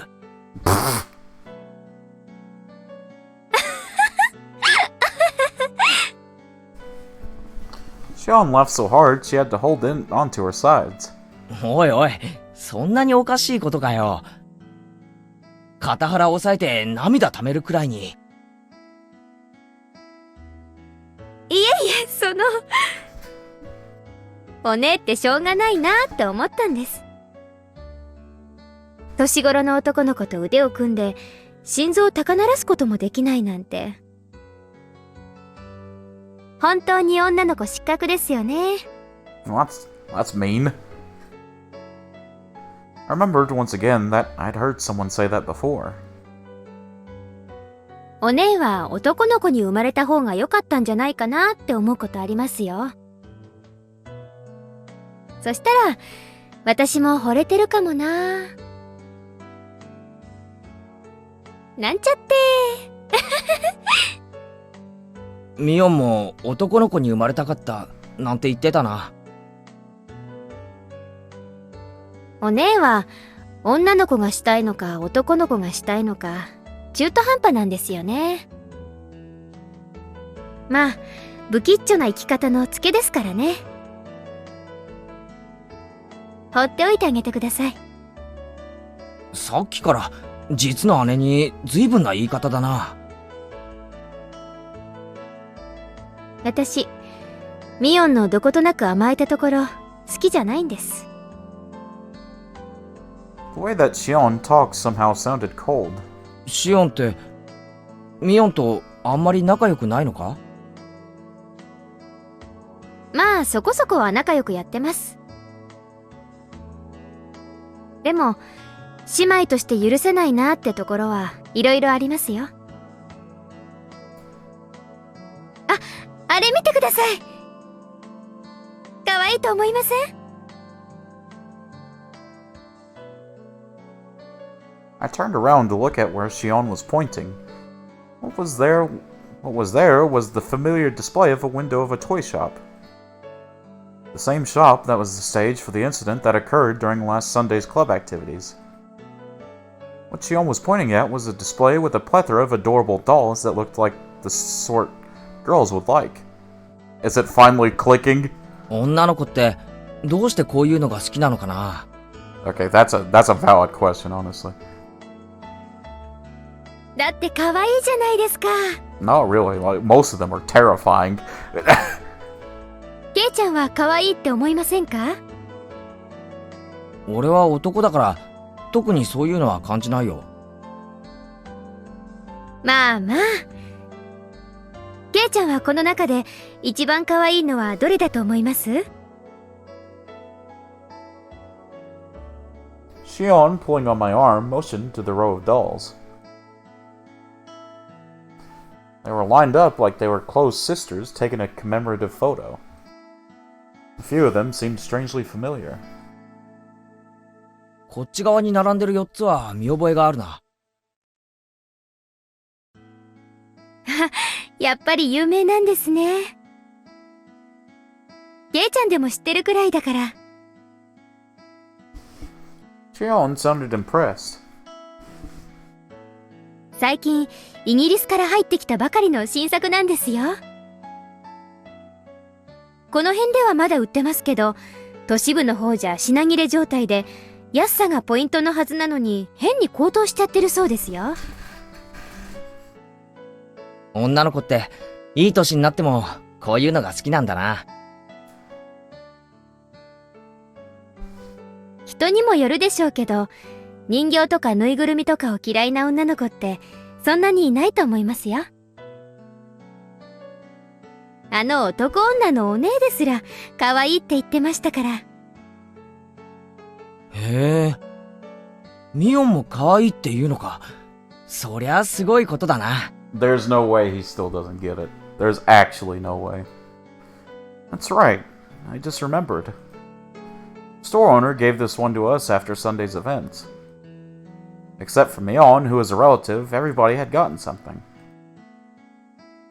やっぱりあれが一番ですよね。ドレスのふわふわな感じが本当に。それだ。この店のマスターに俺がもらったやつだ。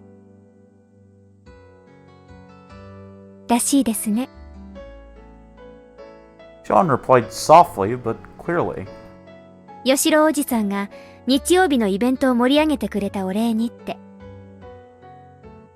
お姉が連れてきた友達4人に配ったんだそうです。ドレスの人形はケイちゃんがもらったんですね。どうでしたか？とっても可愛かったでしょ？ As a man, there's no way I'd think it was cute. じゃあその人形どうしちゃったんですか？ It's pretty sad that she's having to literally spell this out for him. 持っててもしょうがないからあげちゃったよ。To who? As Shion laughed, I could hear an audible click run through my head like the piece of a jigsaw puzzle snapping into place. Oh my god, did he finally figure it out? 今日はみんな本当にありがとう。おかげでイベントは大盛り上がりだったよ。大したものじゃないけど、これ今日のおだちんに。あ、吉郎おじさん。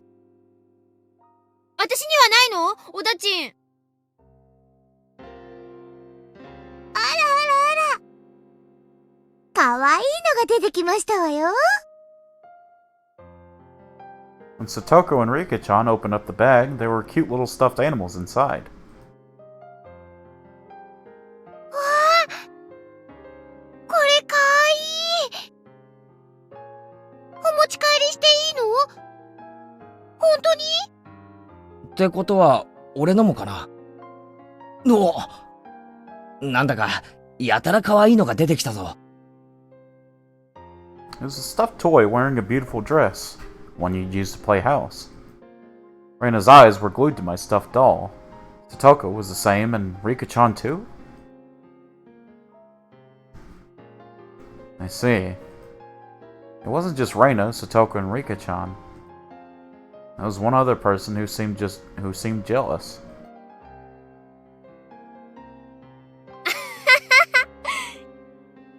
ケイちゃんには一番似合わないのが出てきちゃったね。Not wanting for her expression to give it away, she had said that to hide her embarrassment. なんつうのか、プリティっていうか、キュートっていうか、可愛いのは認めるんだが、着せ替え人形はちょっとな。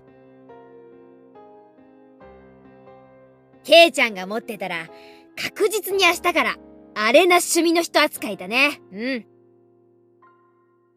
Mion's usual teasing way of talking. I looked around to see who I should give the doll to. Mion was right in front of me. Mion was the only one who hadn't received a present, so I thought about giving it to her.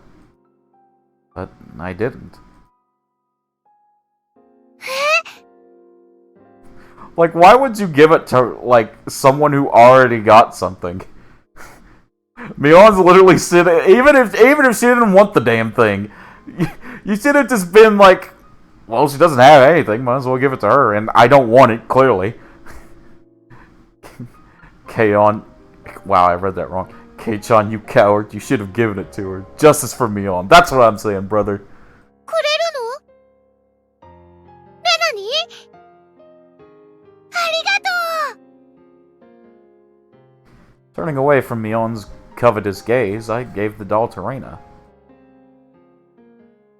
Mion's smile bore into my back. There was no way I couldn't have noticed. Why did I not give it to Mion? Since Mion was the only one who didn't get anything, wouldn't it have just been standard practice to give it to her? At that time, I had noticed that something was wrong. That's why I said it. 保身のためだよ。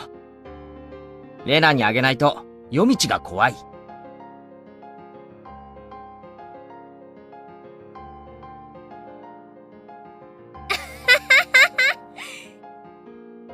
違いない違いない。ミオンにあげようかと思ったけど、ちょっと違うよな。Something dark flickered briefly in Mion's eyes, but at the time I didn't notice it. I had thought to give it to Mion. Why didn't I? へへへへ、わかってるじゃない。私さ、どうして男に生まれなかったのかなって思う時あるよ。Mion herself had said that with a laugh, so I didn't realize that I had heard her.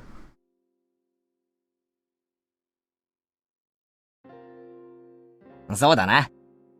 ミオンってかっこいい系の方が似合うやつだもんな。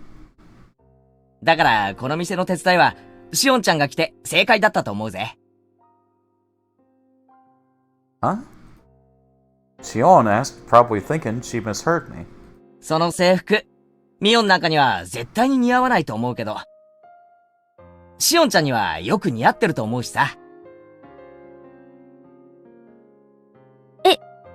それって、Xion, like Reina often does, spaced out and turned bright red. Mion seemed really happy. She seemed happy that I complimented Xion. Saying that it didn't suit Mion, but that it suited Xion. Saying that it suited her seemed to make her happy.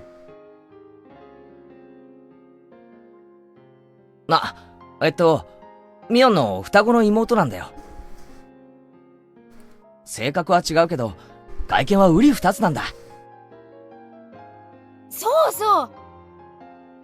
外見は似てるけど中身は大違いなんだよ。私は優しくて思慮深いけど、シオンは冷めてておっかない性格なんだよね。多分、生まれた時に、ミオンの女の子らしい部分は、全部シオンに行っちゃったんだと思う。ミオンと違って、実にはにかんだ笑顔の似合う、可愛い女の子なんだ。Mion made a strange face that was both angry and happy at the same time. It seemed that she was happy that I said Xion was cute. Sneaking a look inside the box to say that she just put some of the leftovers inside would have been a lie. It was an elegant meal stuffed inside. 本当にいいのか？これ、タバスコとかがいっぱい入ってるとか、そういう冗談じゃないのかよ。もう、お姉じゃないんですから、私そんなことしませんよ。別に嫌なら無理しなくても。Keiichi smooch, you absolute fool! That's what I'm saying. 帰って自分で食べちゃいますから。Secondhand anger to BH, honestly. Like, there's no reason to be that rude to somebody. Even if you have preconceived assumptions. But I guess they are kids, so you gotta take that into account. I'm not my sister. That was how she said it. Xion was insistent that she wasn't Mion. She was saying that she was Xion, and that I shouldn't think of her as Mion. When Mion was Xion, it carried a special meaning.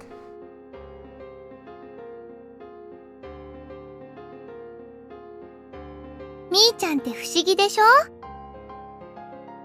女の子なんだけど、男の子みたいっていうか。That's what Raina said. でもね、そんなみーちゃんも、本当はすっごく女の子らしいんだよ。レナ。お前、ミオンにいくらもらったんだよ。違うの。もう、ちゃんとした話をしてるんだよ。だよ。Raina began to pout. Now probably wasn't the right time to joke around. みーちゃんは部活の部長さんだから、みんなのリーダーとして頑張ってるけど、本当はとっても可愛い女の子なんだよ。それ、特に圭一くんには忘れてほしくないな。There never was a riddle to begin with. Raina was saying the answer right from the beginning.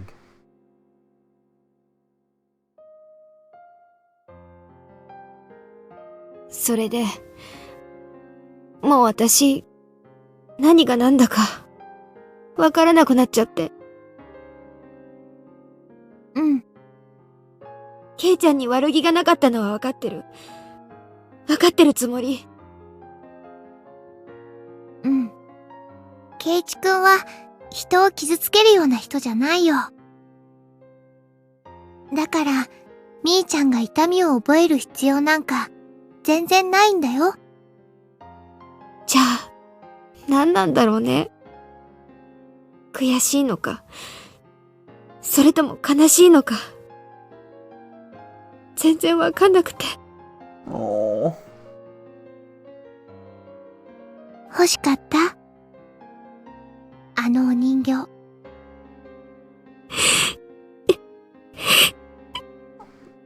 Oh. Mion. レナがもらったのをあげても、何にも解決にならないもんね。そうだね。じゃあみーちゃん。She wanted Keiichi to give her the doll. 圭一くんにおねだりしてごらんよ。正面からぶつかってみた方が結構解決できるかもしれないよ。そんなの、できるわけないじゃない。今さら、恥ずかしくてできない？ミオンじゃない私で、もう一回やり直したい。Oh. そうしたら、今度はもっと素直になりたい。ミオンとしてのケイちゃんとの関係は、とても気に入ってるよ。わがままだと知ってるけど、もう一回。きっと気づいてくれるよ、圭一くん。そうかな。レナも応援するから。みーちゃんの悲しみが軽くなる方法を探してみようよ。Oh. 私を信じて。みーちゃんを泣かせたりなんか絶対にさせないから。信じる。信じる。きっと圭一くんはみーちゃんのことも分かってくれるよ。それでね、無神経なことを言ってごめんねって言って、あのお店にみーちゃんを連れて行って、あのお人形をプレゼントしてくれるの。うん。うん。No. そうしたら、みーちゃんもありがとうって言うんだよ。茶化しちゃダメだよ。素直に言うんだからね。うん。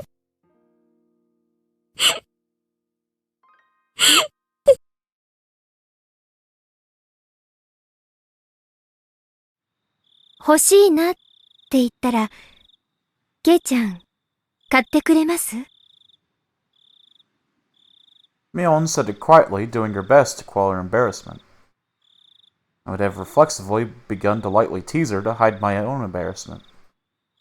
But, like Mion, I quelled that impulse. いいよ、ミオン。今日までのお礼ってことで、どれでも買ってやるよ。My voice cracked with the unfamiliar words. In order to not lose to Mion trying her best, I tried my best as well. だから私、ミオンじゃなくてシオン。じゃあ、シオン。シオンに買ってやるよ。Xion looked down, red-faced. She pointed at the doll in the dress through the store window. 本当にいいんですか？あのドレスのだけはちょっぴり高いんですよ。値段の問題じゃないだろう。気持ちの問題だよ。私、今日はケイちゃんに嫌なお客さんから助けてもらえて本当に嬉しかったです。先輩たちもみんな助けてくれなかったのに、ケイちゃんだけは助けてくれました。私の肩をグイって引っ張ってくれましたよね。あの時、すごくかっこよかったです。なのに私、恥ずかしくって、ちゃんとしたお礼もできなくって。I clamped my hand down on Xion's head and ruffled her hair roughly, like how I would to Reina and the others. When I did that, Xion, like Reina, would have spaced out and blushed slightly. そんな難しいのは抜きでいいよ。あの時、あげてればよかったんだ。そうすれば、みんな楽しく笑ってられたんだ。Xion didn't respond. She had turned bright red like she was trying to hold back both laughter and tears. 今買ってくるよ。そこで待ってろよ。私も一緒に行きます。Saying that, she grabbed onto my arm once again. She wasn't trying to be stoic anymore. お姉がどうしてケイちゃんのことを好きなのか、私、よくわかった気がします。ねえ、ケイちゃんのこと、ちょっぴり好きになってもいいですか？ The unfamiliar situation made my head start to spin. Whoa. Whoa, what am I doing? I had reached my limit. Smiling wryly to hide my embarrassment, I dragged Xion into the store with me. Harem time? Oh my gosh, Ark. すみません。表のショーウィンドウにあるドレスの人形が欲しいんですけど。After a moment, I heard a voice of acknowledgement, and an apron-clad employee soon appeared. What the? ケイちゃん？ Wait, hold on! I was right?! それに、なんであんたがここにいるの？ I was fucking right?! バイト中のお姉には関係ありません。I was right! I knew it!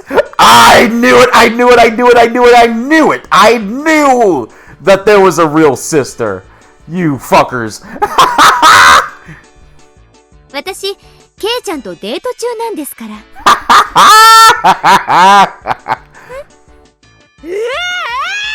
I knew it. なんだケイちゃん。Even if you ask why, I'd like to know the answer myself, Xion the troll. Mion looked at me with an expression of confusion and surprise. But that was the same with me. If she was there, then who was next to me? 最初からそうだって言ってますよ。園崎シオンです。お姉の双子の妹ですよ。ケイちゃんだって私のことをシオンって呼んでたじゃないですか。Shion, saying that, pouted cutely. どういうことなの？説明してよ、シオン。別に。Thank you for the nut button. お姉がご就寝のケイちゃんってどんな人なのかなって思って。Me knowing there are two of them. デザートフェスタのチケットを都合してあげたんです。そしたらケイちゃん、私が嫌なお客さんに絡まれているところに颯爽と現れて、バッタバッタとなぎ倒して私を助けてくれて、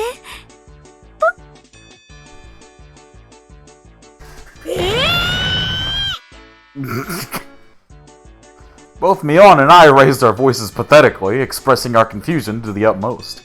ミオンが電話をくれたろ？昨日さ。しないよ、私。何のことか全然わかんない。私、ケイちゃんのためにお弁当を届けてあげたよね。あれは私だもんね。それともあれ、お姉だったの？園崎ミオンともあろうお方が手作り弁当を作って男の子の家に海外しく届けに行ったと？へえ、お姉って見かけによらず大胆。Shion the troll! With a loud pop, a trail of smoke began to rise from Mion's head. いや、知らない知らない。ほらね、ケイちゃん。お姉は知らないって。だから昨日までのは全部私、園崎シオンなの。私のふりをしたお姉かもしれないって思ってたかもしれないけど、これで疑いは晴れたでしょ？ What if Keiichi's just having a fever dream right now? This whole chapter is just him having a fever dream. And then he wakes up and Mion's like, what's wrong? You alright, dude? You good, bro? I couldn't tell up from down at that moment. If there was a mirror around, I could have seen my eyes go wide from the shock. さあ、店員さん。表のショーケースの人形、包んでくださいね。Shion's the type to show up at the wedding as the bride be like, gotcha! Got him! 大好きになった人からの初めてのプレゼントだから、ちゃんとリボン付きで梱包してほしいです。Mion, completely flustered, was being cornered by a sly-faced Shion. My brain had stopped working. そんな、ケイちゃん。何がどうなって。じゃあ行こう。ケイちゃん。もう暗くなってきたから、お家まで送ってあげるね。おねえ、悪いけど沖宮の家に電話して車を回すように言ってもらえる？自転車も積めるようにワゴンか何かで来てほしいって伝えてね。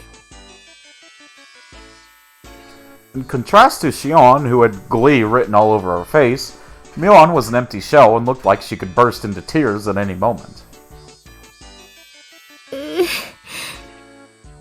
ケイちゃん。 Oof! After that, Mion's grumblings were unrelenting. Meanwhile, Keiichi's just like, I don't know what's happening. I don't know where I am or what's going on, but I'm getting out of here. It hasn't been long enough. Oh my goodness. Let's see this tip. Or it hasn't been a while? Okay. だから初めましてじゃないですって。昨日まで毎日お会いしてたじゃないですか。Shion over Mion, don't at me. もういい。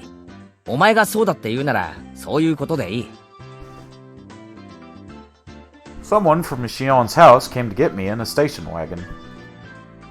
I had initially refused, but Shion insisted, and so both my bicycle and I ended up stuffed in the car. Said car was currently driving across the single bumpy road leading to Hinamizawa. For goodness sake, Shion was at Mion's level at least, or maybe on an even better actor. Either way, no matter what questions I pressed her with, she'd slip out of them like an eel. しかし、そっくりだな。ミオンみたいに髪を後ろで結んだら、やっぱりミオンそっくりになるのか？さあ、試せばそうなるんじゃないですか？私たち、筋金入りの一卵性ですから。昔は服を取り替えっこしただけで誰も見破れなかったものです。お姉と一緒に断るごとに入れ替わって、いろいろと騙したりしましたっけ？ The middle-aged driver, wearing a black suit, heaved a heavy sigh like he were a butler. なあにかさい。その深いため息は。失礼しました。昔から変わられないなと思っただけですよ。You could see many years of hardship on the man's face through the rearview mirror. それより、ケイちゃんの家ってこっちでいいんですか？葛西は、園崎本家の道以外はひなみ沢をよく知らないから。任せておくと、矢後内あたりまで走ってっちゃいますよ。そりゃ困る。すみません。次の右に入る細い道のところで止めてください。そこまでで結構です。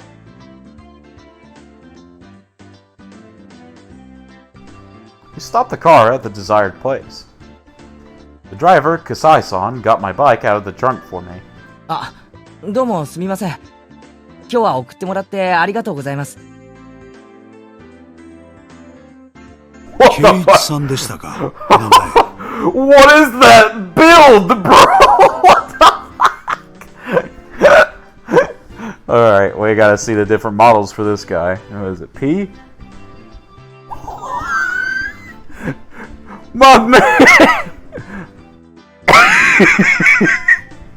I mean, he's pretty consistent across all of them. You gotta give him that.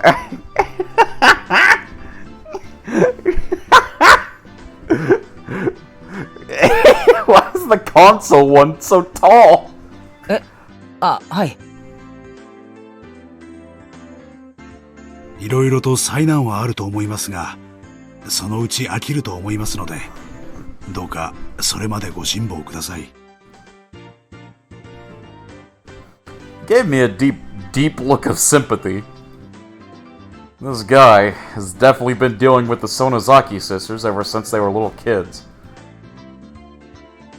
ですが、ミオンさんと同じで、根は優しい方なんですよ。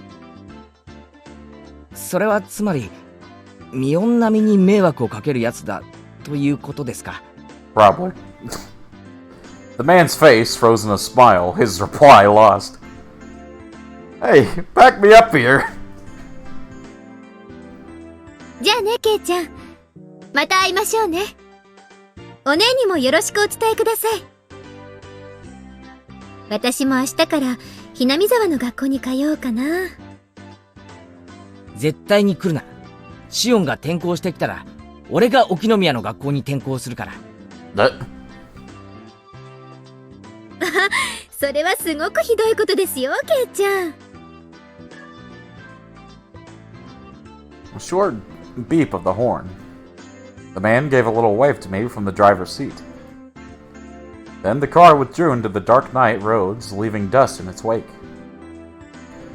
Man, this entire day made no sense. I ran into Mion while I was with Shion, and the former's expression, like a pigeon shot with a pellet gun, had finally begun to make a strong impression on me.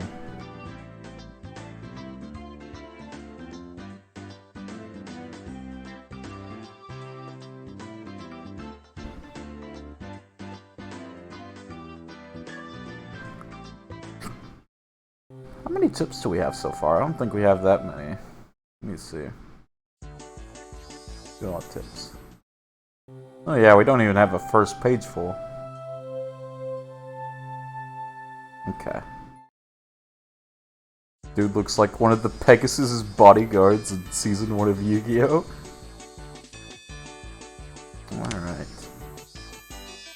Alright. This might be a bit disappointing, but I am going to have to end it there for today, chat. I know today is a bit of a shorter stream than usual, but I have got some plans for tonight that I do not want to miss out on. But tomorrow will be a bit of a longer stream since it's a Monday, so you can look forward to that. So let me go ahead and find someone to raid. I did see Minora get on earlier, so probably gonna raid her. What the? Someone? Wait, whoa. Okay, hold on. Wait, what? What's going on? There's literally 3 different people playing Fruits of Grisaia. What the? Which one do we raid? That is the question. Let's raid the one with the least viewers. I think that would be nice. What is that? Erelise. Okay. I think I can type that. Alright. As always, guys, this is the... Wait, let me type that before I forget the name. Erelise _ I think I got it right. Okay, this is the raid message. This is the greatest bear raid of all time. Alright, guys, thank you so much for coming in and hanging out. I'll see you guys there, and you all have a good one, and I'll see you later. Bye-bye.